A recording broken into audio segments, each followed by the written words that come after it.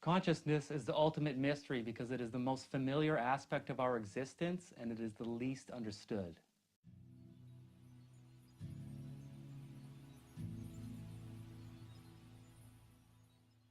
Conscious awareness, it's not a thing, you can't put your finger on it, you can't show it to anybody, and yet any attempt to define consciousness already presupposes consciousness, and even though we've tried to define it, the term still remains ambiguous. We have a deep grasp on concepts like the universe, physics, chemistry, biology, and even ethereal concepts like morality and justice are things we can pin down and understand quite well, but when it comes to consciousness, we're still kind of left in the dark, even though consciousness is that very entity that allows us to know all of those concepts in the first place.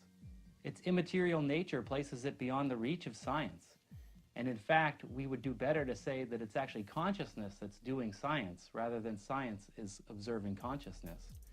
Because consciousness is the thing, or the only thing that is capable of knowing all of the results of science. It is only mind that is mindful of what it's doing.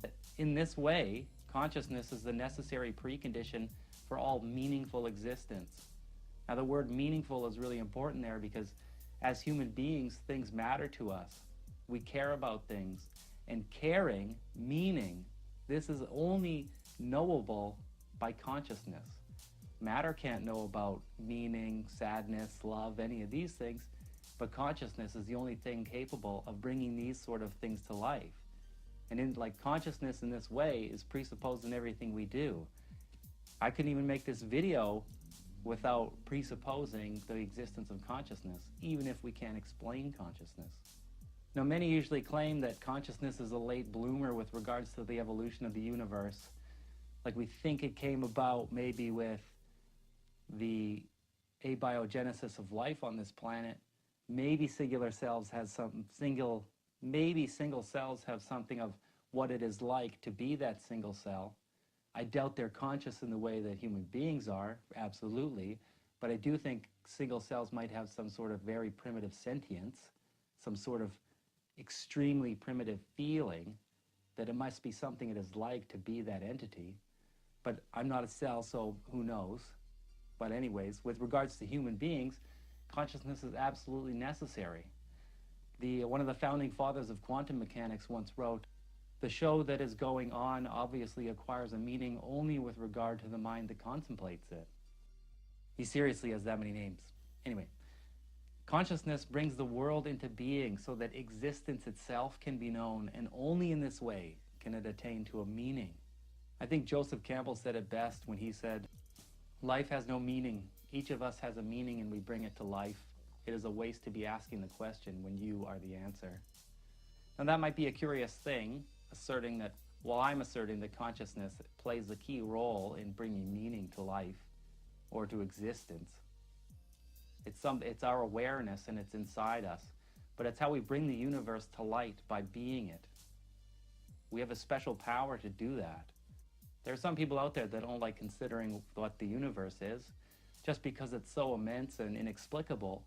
But the truth is, consciousness is what brings that world into being in the only meaningful way it could ever be meaningful. So we should flip the script there and say consciousness is what produces meaning in the world rather than the universe is some empty, dark place that doesn't give a shit about us, when the truth is we're what bring it into being. We're what make it knowable in the only way that would ever have any sort of meaning. We are human beings endowed with the unique capacity of a unique and special kind of consciousness that allows us to willfully conceive, and not only willfully conceive, we can take our thoughts and then put those thoughts back into the world. And what we think about, we bring about. So we're pretty special in this way. And not only that, but we can only do this in our presently lived experience. Only ever in the present moment can we ever have an effect on the very world that we ourselves are. Our presently lived experience is the most important thing to us in the whole world because it's really all we have. And the truth of that is subtle but undeniable.